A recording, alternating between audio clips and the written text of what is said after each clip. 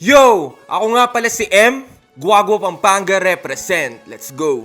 Yo, Ronan, galing pa ng Cavite City, refi in Cavite City Hip Hop Community. Bali, after almost 10 years, ito yung comeback ko sa battle rap eh. Kaya sobrang saya. I'm really excited. Yeah.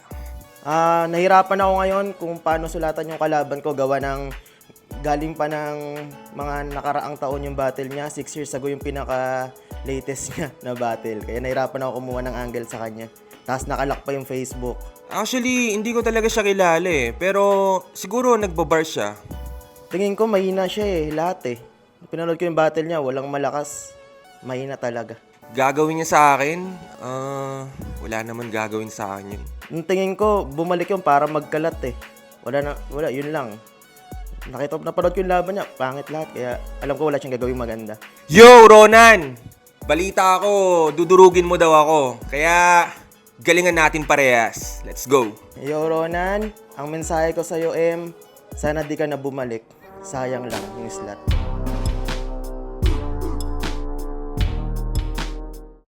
Bar Game Pasbul, nandito pa rin sa SB House, pangatlong laban na ngayong araw. Bar Game, mag-ingay! Shoutout sa Pinoy Boulevard, Team Crespo, RX Panda, Toyoware, Yo Production, kay Sir EJ Dar, Jedron, RJ at syempre sa Rapstar. Salamat. At ayun, sa kaliwa ko, galing pa ng Guagua para sa atin. Mag-ingay para kay M!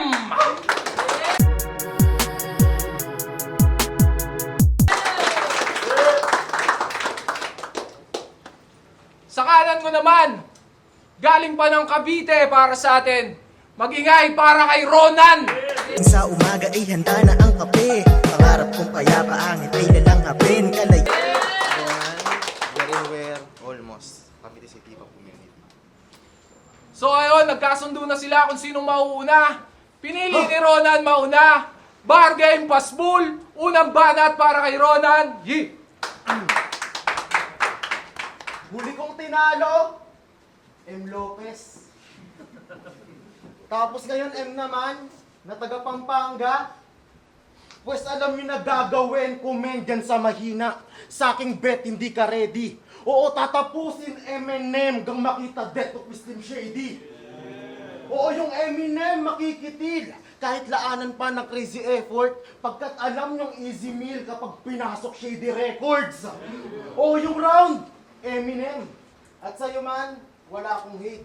Nalaman lang may dugong aso yung kalaban, hinainan lang ng chocolate. Kasi siya dati si Mazer.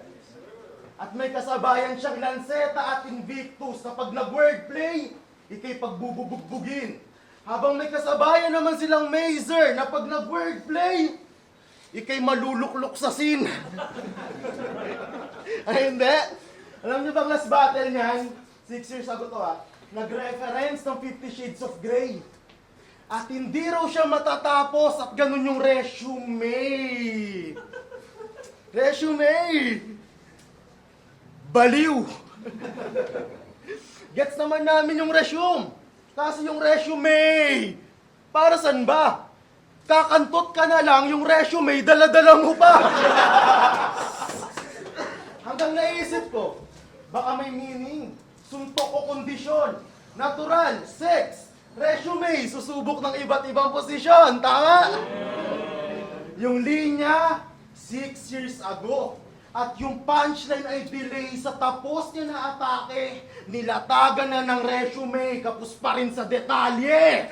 O kapos pa rin sa detalye. Nilatagan na ng resume, kapos pa rin sa detalye. Lahat ng linya mo wali at diyan ka lang naging ngabay. Anong joke? Sinubukan ko na kung paano yung resume. Kasi ano bang gagawin nito? Iyayabang niyang matagal na siya at mahihirapan yun makaya. Tol, matagal na rin naman sa eksena yung sumulat ng papaya.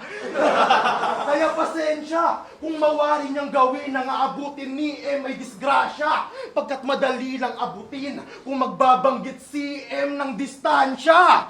Tingin mo comeback mo to? Di rin, yan ay bentahing dadaysek. At kung inakalang puro patawa ako, DM, ito'y mensaheng dadirect. Kaya bargain game! Yeah! Kaya mag-wordplay ka na, Chong! Dapat ako dyan ay mababaon pagkat isa lang ang sasapiting lintik nitong MC. Pag ang linya patapon, ipapalo sa'yo si Samson habang hawak si Derek Bergie.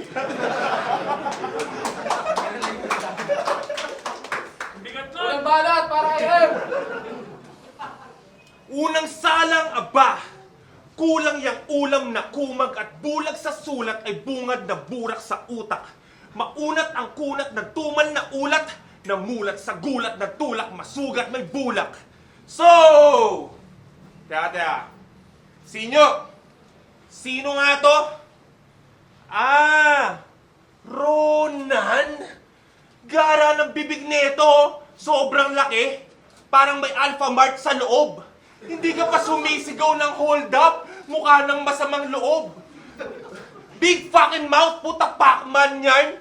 Tuwing gagamit ng chopsticks yan, kailangan 2 sagwan. Sobrang laki ng bibig ng puta. Sandok gamit na kutsara. Yung smile mo, abot tenga. Hanggang EDSA, parang pukin nakabuka ka. Pag kumakain yan, isang tray nginunguya. Tingnan nyo naman, bibig na may konting muka. At di ba pinaslang ka ni Grim? Kaya hinatid ang Barabas sa malakas. Hinatak ang kaluluwa hanggang lumuwa na palabas. Walang patalastas. Ang malas mo marahas akin, dala na banas. Dahil pagkatapos sunduin ng Grim, maligayang pagdating sa impyerno, kaharap mo na, Satanas! Tara laro! Ano? Ngayon ka sumayaw ng Dance of Death sa Lake of Fire. Sapak sa nguso, tarak sa puso, abuso sa bata. Mala Epstein files, pedophile. Sa gulo, basag-basag ang peace of mind. Titigan ng mata sa mata kay Ghost Rider, das kill on sight! Lulutang ang magaan, sa lava ka pa lumangoy. Bawal maoy dito, boy, sa impyerno na taboy. Masangsang at mabaho, talagang mangangamoy. Puro pasabog malabulkan. Sa ring of fire, kaya rounds ko nag-aapoy. Time! Unang balat para kay Ronan. Malaki raw bibig ko. Ginamit pa sa hamon. Tamang malaki bibig, kaya sa round 1 siya nalamon. Kwento ko lang. Alam nyo bang bago to magpahinga, nanuntok muna yung tatay neto sa event? O, sinuntok daw yung kalaban nung madawit sa mensahe. Habang naisip ko, sana fake news lang, Pampanga pa man din daw nangyari. Ginamitan ka lang ng tatay Angel, manuntok agad yung pakay. Tol, pag battle lang, walang sumbungan sa tatay. At kung bakit niya na-bring up, kasi pandadamay ng pamilya, yan ngayong tema ng estilo. Panay pamilya tinitira, parang eksena lang sa porno. Pues idamay mo pamilya ko. Sa pamilya mo'y magiging mabuti pa ako. Hahayaan ko kayong magsalo-salo sa isang platong dala ko. Sa tatay mo'y magsumbong ka na. Yaong nadamay sa hinain. At normal lang tawagin ng ama ngayong mag-uumpisa na kayong kumain. Pero patawad. Kung makita ka hayupang nagtatago lang sa aking poema, siya'y nagsumbong sa kanyang magulang at lumabas si Junel Nuesca. 2 bala lang ang panapos. Pagkaputok, ama niya hoy, naghikahos. Sa isang bala agaw buhay at magmumukhang si Marcos, ikaw ang magtutuloy sa dinatapos ng iyong tatay. Di ba't may dugong aso kapampangan? O pagkabang basag bunganga sa hiningay magagahol. O pagkabang basag bunganga di na makakatahol. Oo tol, ang humahatol aking bala nang abutan to sa bingit. At kung kumakahol ang aso sa di niya kilala, ba't eto tahimik? At kung makita kang buhay, gamit damit ng iyong tatay, ipangsasakal dyan sa ugok, hanggang kamatayan maaro kahit si pare pa magbeg. Di ba't nagiging komportable lang ang aso sa putok pag meron ng tela sa leeg? Kaya tumahol ka na ng pabulong at kasabihan ay sarilihin na kung tunay ngang minamamatay sa alulong, sarili mo lang ang sisisihin. Unang balat para kay Em. Malaki daw yung bibig niya, nirebat pa niya. Akala mo, dun mo ako napamangha sa binuga mo. Hindi mo ako nalamon, gago, titi ko yung sinupa mo. Okay. Para sa mga di nakakaalam, ang pangalang Ronan ay villain na hango sa Marvel. Bading. Kinawawa ng Guardians of the Galaxy, Chibog na Alaking. At ang ultimate version ni Ronan was defeated by Fantastic Four, especially the Thing. O sakto from Cavite to Pampanga, dead on arrival, patay pagdating. Pagdating, materialistic ka, makinig ka. Halos 10 taon na lumipas at sumalang ulit para mapakita kahusayan. Inuna ang sarili, pinalago at pinayaman kahit galing masayang at sa iba daw maunahan. Pero huwag patulan kakupalan yan aking natutunan dahil wala naman dapat patunayan sa mga walang napatunayan. Habang ikaw, mahirap na mahina, malabo magbago ang gago. Ako, pangako kung mahanay sa torneo, siguradong lalong ganado. Ikaw, di ka mananalo sa torneo. Tanginang yan napakabobo talaga. Kaya, tangina, at saka ang gara ng venue ng liga nila, nakakainis. Ginaganap yung battle sa gutter habang itupad nagwawalis. Low tier piece of shit, pang barangay level ikaw. Eh di ba kaya nga raw dahil masyado pang hilaw. Cavite represent pero unknown. Kahit bumili sa supply store, walang multi plus loud voice. Uy, nice tol. Totropahin mga MCs para during judging magka-high score. Kabitenyo nga kayo ni Emilio Aguinaldo. Pinapatay sila Luna at Andres Bonifacio kung may lahi kayong traidor. At nag-PM yan. 24 lines lang. Takot tila na engkanto. Kahit sa bilang ikulong, deadly pa rin si El Chapo. Pinakamahina ka sa bargain, mababahalaga sa merkado. 24 baka mo, tumba ka sa OB pagdakdak ng 24. Daw, hilaw. Tingin mo tama yung hinain?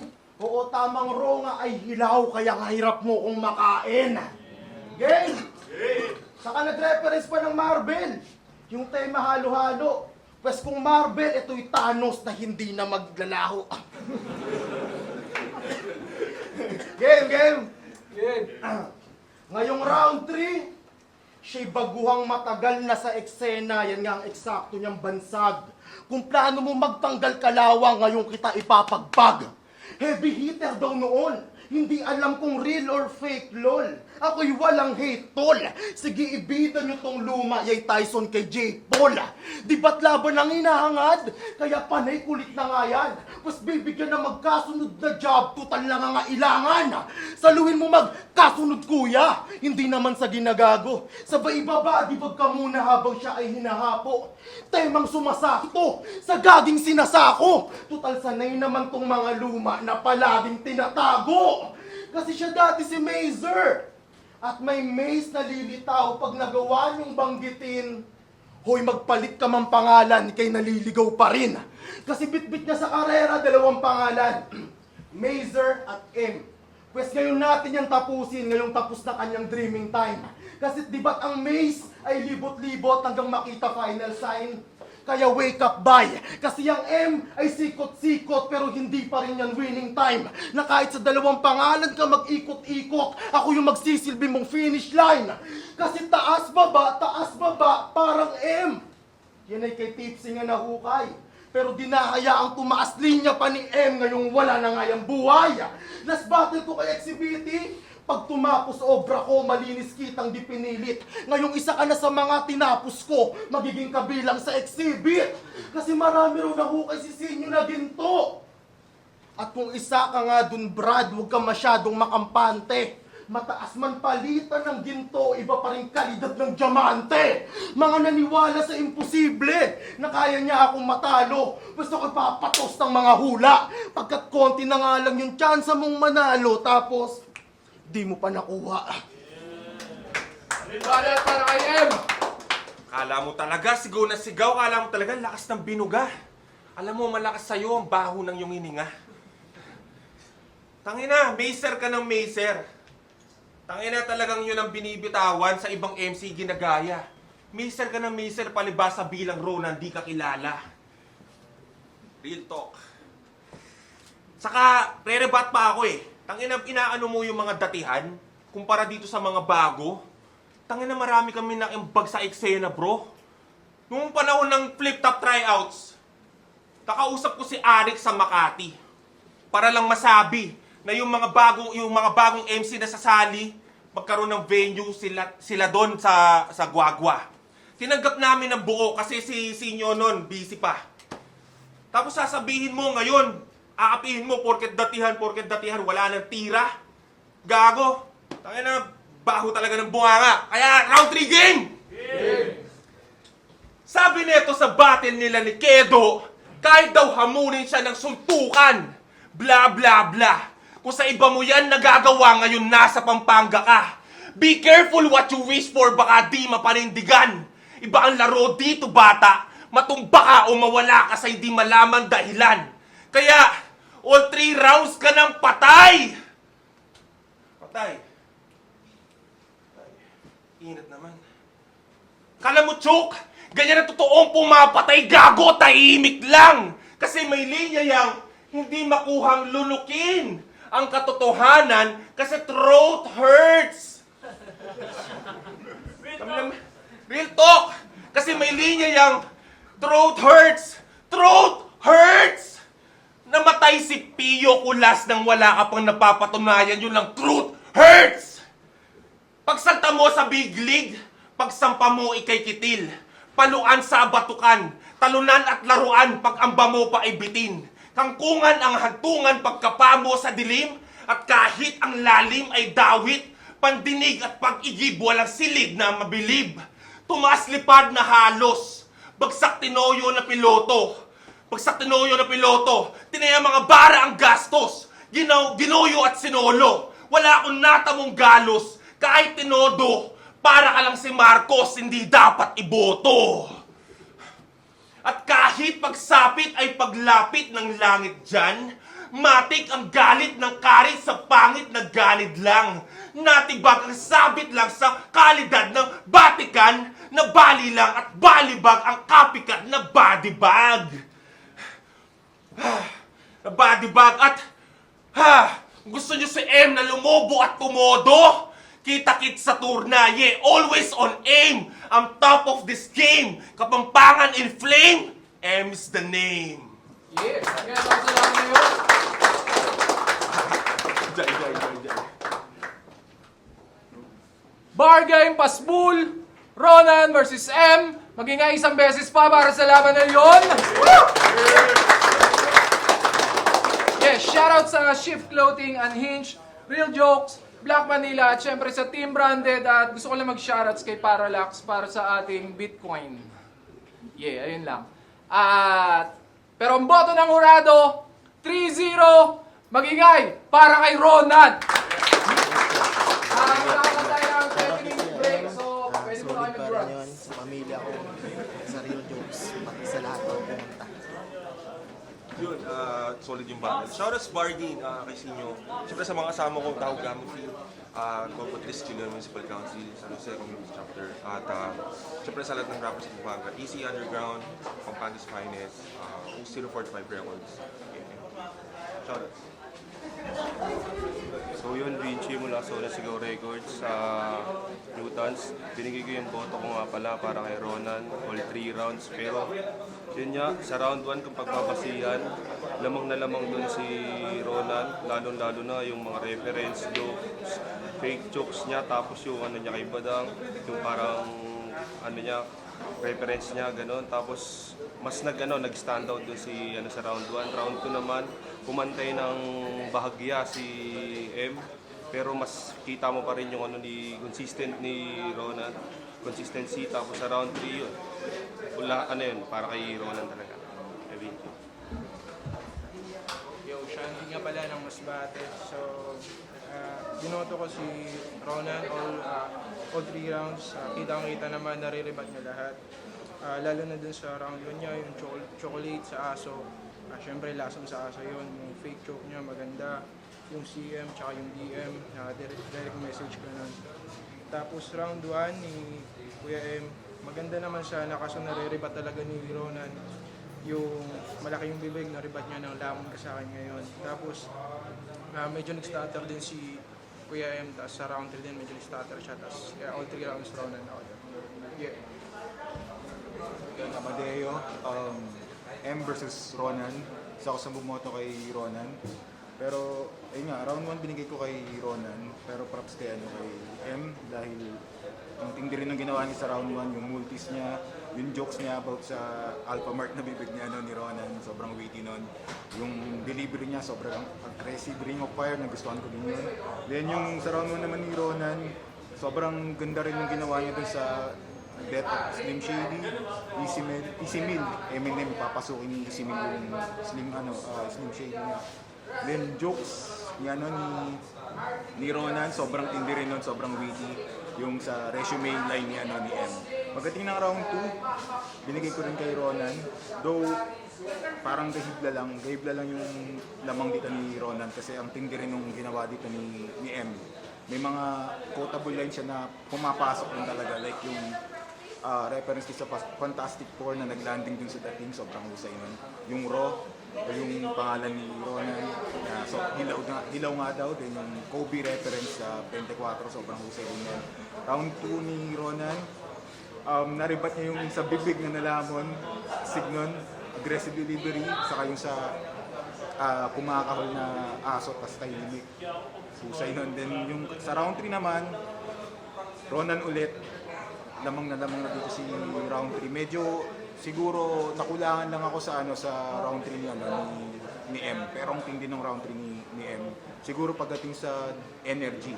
Yun, parang medyo nakakapos na sa energy si M. Pero ang daming quotable lines din ni M. Tapos tignan mo sa throat hurts, line maki niya sa line ni Ronan. Yung sa saka yung sa BBN government. Pinira niya si BBN. Round 3 ni Ronan, rebat niya sa Thanos. Then yung sa Hilaw, yung luma tinatago, then yung sa Maze na reference niya, sobrang husay nun. Kaya all 3 rounds kay Ronan. Congrats sa kanya, props kay